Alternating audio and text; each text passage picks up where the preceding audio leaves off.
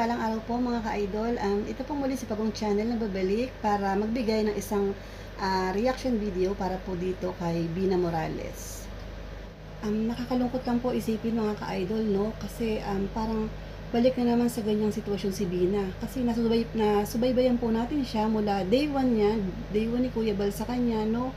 Kung paano po na nagawa ni Kuya Bal Santos Matubang na itayo siya. Dahil po si Bina Morales, nung natagpuan siya ni Kuya Bal Santos Matubang, ay tama pong humihinga siya pero wala na pong buhay. Parang ganun yung kanyang sitwasyon. So, panoorin po natin tong short clip po mga ka-idol. Ginawa dyan? Ay, oh.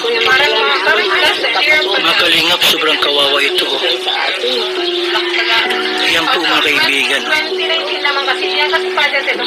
Nagtrabaho ito sa Manila daw po, pagbalik gayaan. Kawawa naman po mga kaibigan.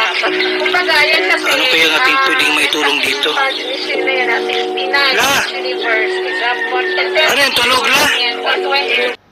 Sa ganyang kalagayan po kasi, no, na hindi natin akalain na makaka-recover pa si Bina dahil natagpuan siya ng ama ng kalingap na talaga naman na parang wala ng buhay, 'di ba? Parang walang pag-asa. Pero pinagtiyagaan po siya, kinulit-kulit hanggang sa unti-unti na siyang makarecover at gumaling, hindi ba? So ngayon nakakalungkot lang na bumabalik na naman sa dati yung sitwasyon niya. Sana naman po ay maagapan ito, no? At maraming salamat po kay Benti Boy at nawa po ay mapansin din po ito ni Kuya Bal. At para sa akin po kasi, siya yung naging superhero ni Bina at siya yung naging daan para bumuti si Bina.